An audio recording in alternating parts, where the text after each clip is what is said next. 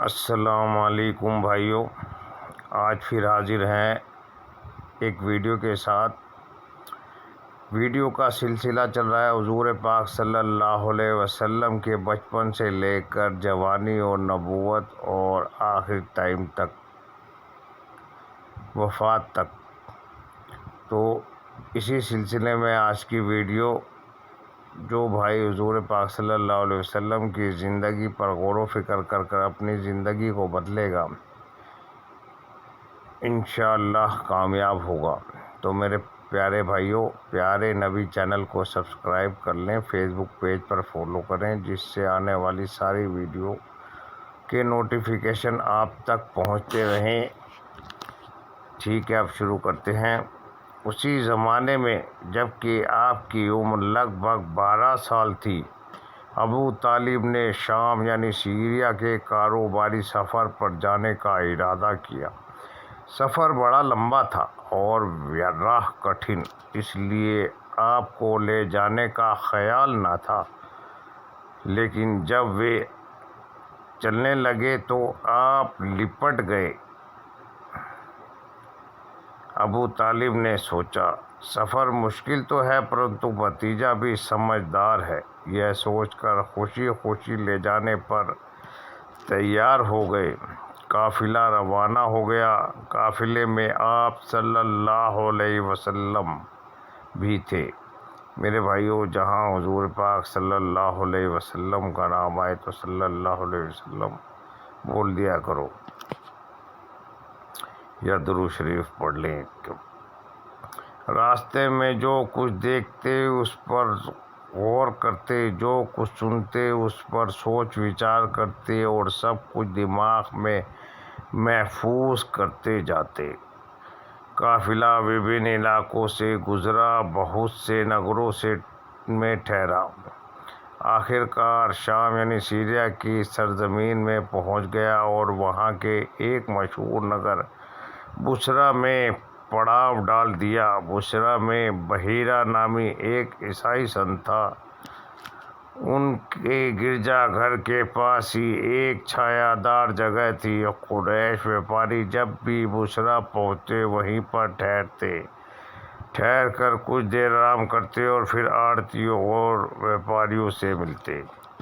یہ قافلہ بھی اسی جگہ آ کر ٹھہرا اور ہر آدمی اپنے اپنے کام میں لگ گیا۔ کوئی زیادہ تھکا ہوا تھا تو بیٹھ کر دم لینے لگا، کوئی بھوک سے بے قرار تھا تو کھانے میں، اور کوئی اپنا کاروباری سامان ٹھیک کرنے لگا کہ جلدی سے اسے ٹھکانے لگائے۔ اور ابھی کوئی بہت زیادہ دیر نہیں ہوئی تھی، لوگ اسی طرح اپنے اپنے کاموں میں لگے ہوئے تھے کہ ایک ویکتی بلانے آیا۔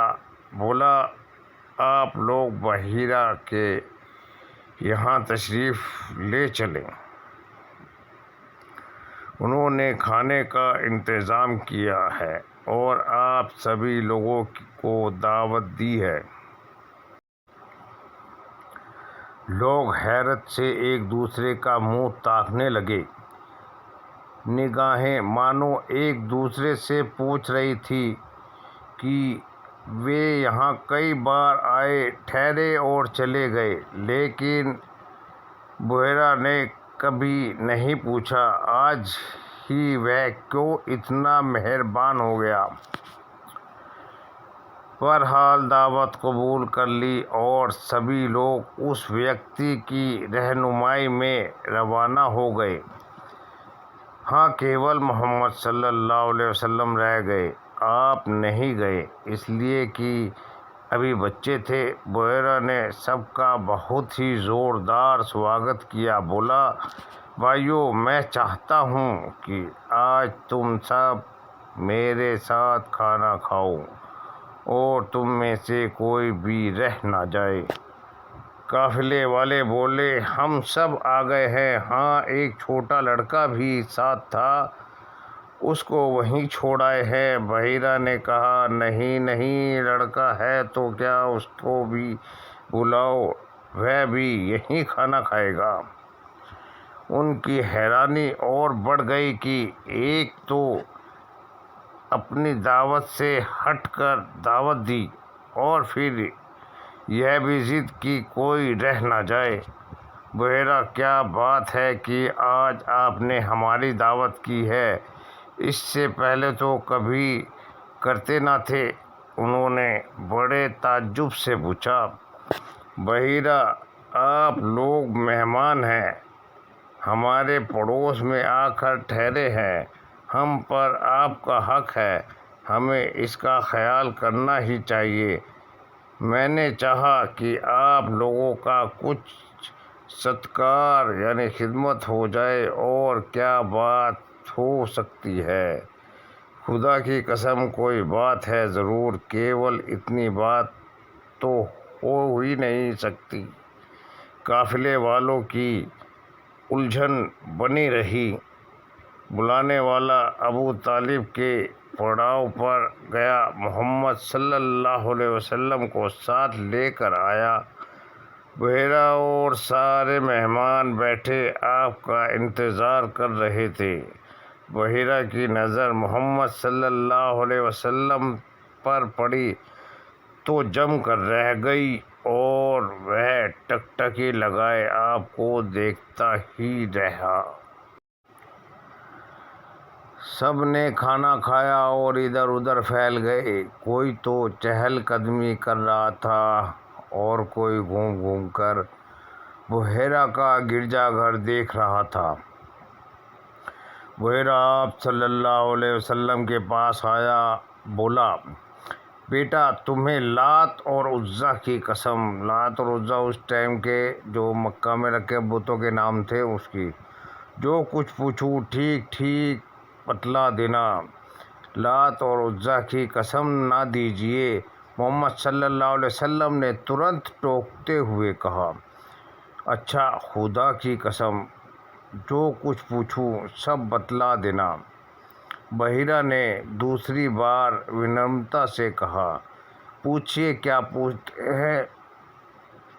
محمد صلی اللہ علیہ وسلم نے کہا، بحیرہ آپ سے آپ ہی کے بارے میں طرح طرح کے سوال کرنے لگا، کچھ مزاج اور طبیعت کا حال پوچھا، کچھ عادتوں اور سوبھاؤ کے بارے میں معلوم کیا۔ آپ صلی اللہ علیہ وسلم اس کے ہر سوال کا جواب دیتے رہے۔ اتنے میں ابو طالب محمد صلی اللہ علیہ وسلم کو لینے آ گئے۔ یہ لڑکا تمہارا کون ہوتا ہے؟ بحیرہ نے ابو طالب سے پوچھا۔ یہ میرا بیٹا ہے، ابو طالب نے یوں ہی چلتا پھرتا جواب دیا۔ یہ کیسے ہو سکتا ہے؟ یہ تمہارا بیٹا نہیں، اس لڑکے کا باپ زندہ ہو یہ ہو ہی نہیں سکتا۔ بحیرہ نے ابو طالب کی بات کا انکار کرتے ہوئے کہا، آپ کے بارے میں بحیرہ کی یہ معلومات دیکھی تو ابو طالب دنگ رہ گئے۔ ہاں یہ میرا بھتیجا ہے اور اس کا باپ۔